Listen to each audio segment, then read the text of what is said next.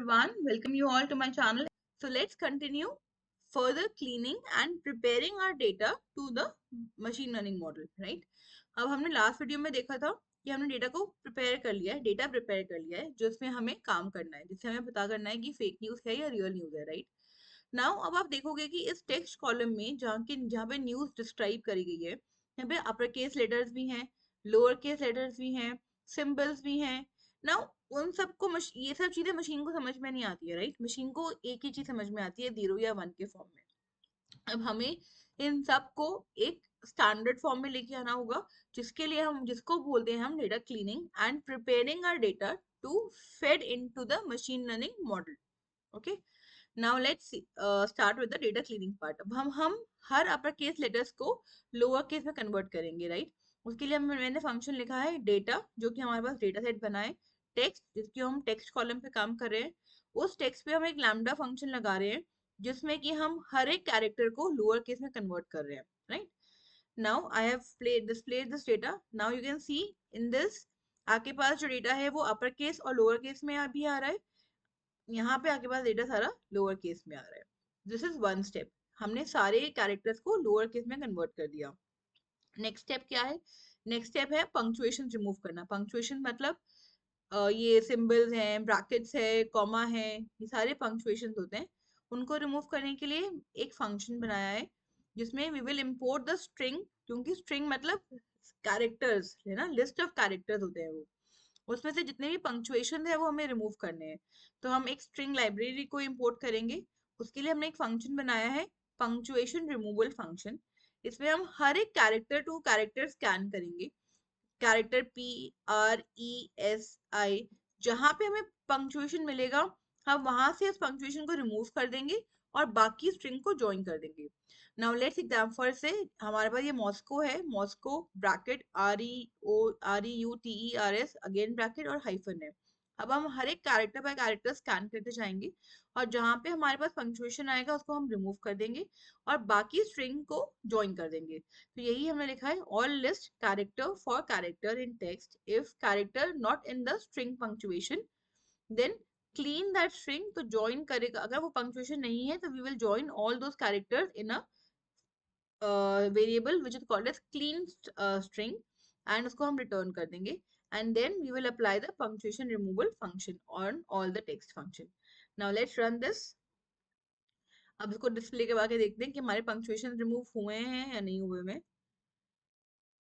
See it's running, ठीक है, वो पंक्चुएशन रिमूव कर रहा है और जब ये हॉलो हो जाएगा दैट मींस पंक्चुएशन हमारे रिमूव हो गए हैं। तो हमने फोर्थ रो देखी थी। नाउ यू सी मॉस्को, जितने भी हमारे पास ब्रैकेट से हाइफन से वो सब रिमूव हो गए हैं, दैट मींस हमारे सारे पंक्चुएशन रिमूव हो गए हैं। नाउ अब हमें फर्दर क्लीनिंग करनी है। फर्दर क्लीनिंग मतलब अब हम स्टॉप वर्ड्स रिमूव करेंगे। नाउ स्टॉप वर्ड्स क्या होता है? आई, दिस, एंड, दोज, ये सब वर्ड्स का कोई मतलब नहीं होता है, राइट? हम इंग्लिश में यूज करते हैं क्योंकि उनको समझाना होता है कि I have made this, but I have कोई सिग्निफिकेंस नहीं है, राइट? तो ये सारे वर्ड्स को क्या बोलते हैं? स्टॉप वर्ड्स बोलते हैं। तो उन स्टॉप वर्ड्स को मशीन को कुछ समझ में नहीं आएगा कि ये फेक न्यूज है या रियल न्यूज है, वो और कंफ्यूज ही हो जाएगा, राइट? जितना डेटा हम मशीन में डालेंगे उतना मशीन कंफ्यूज हो जाती है। तो हमें लिमिटेड डेटा डालना चाहिए मशीन के अंदर, जैसे कि मशीन हमें एक्यूरेट रिजल्ट दे। तो इसके लिए हमने एक स्टॉप वर्ड फंक्शन बनाया है जो कि सारे स्टॉप वर्ड्स को रिमूव कर देगा, राइट? इसमें हम NLT के लाइब्रेरी इंपोर्ट करेंगे। NLT के लाइब्रेरी मतलब वो टेक्स्ट लैंग्वेज पे काम करता है, टेक्स्ट डेटा पे काम करता है। So in this we have downloaded the stop words, एक लिस्ट ऑफ स्टॉप वर्ड्स है। उस स्टॉप वर्ड के लिस्ट में हम चेक करेंगे कि कौन कौन से स्टॉप वर्ड्स हमारे पास हैं, और अगर वो स्टॉप वर्ड्स हमारे पास इन टेक्स्ट में कहीं पे भी हुए तो वो स्टॉप वर्ड्स को रिमूव कर देगा और बाकी स्ट्रिंग को ज्वाइन कर देगा। तो इसलिए फ्रॉम NLT के corpus import stop words, stop words हमारे पास इंग्लिश में होते हैं।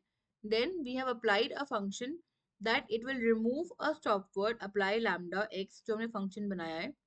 It will remove the stop word and join those words which are not in the list of stop words. Okay, now we will run this and now we will again see display the data to check whether we have removed the stop words or not.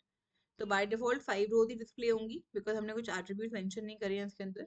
अगर हमें 10 rows remove करवानी है तो हम 10 भी लिख सकते हैं यहाँ पर।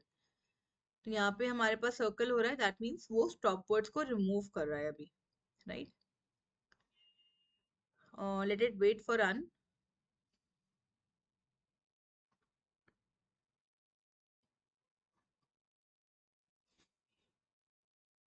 थोड़ा सा टाइम लग रहा है। टिल देन मैं आपको बता दी, जैसे आई होता है, दीज होता है, तो ये सारे हमारे पास स्टॉप वर्ड्स होते हैं।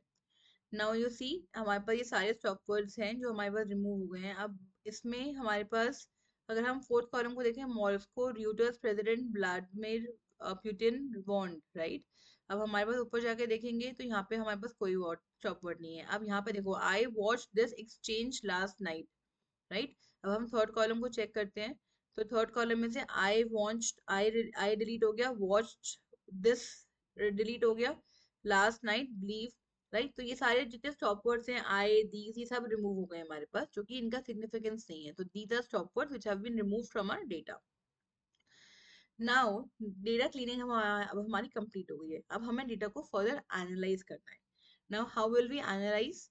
एनालाइज करने के लिए हम ग्राफ प्लॉट करेंगे। हमारे पास बहुत टाइप ऑफ प्लॉट्स होते हैं। बार ग्राफ होता है, हिस्टोग्राम होता है, ईडर चार्ट होता है, लाइन ग्राफ होते हैं।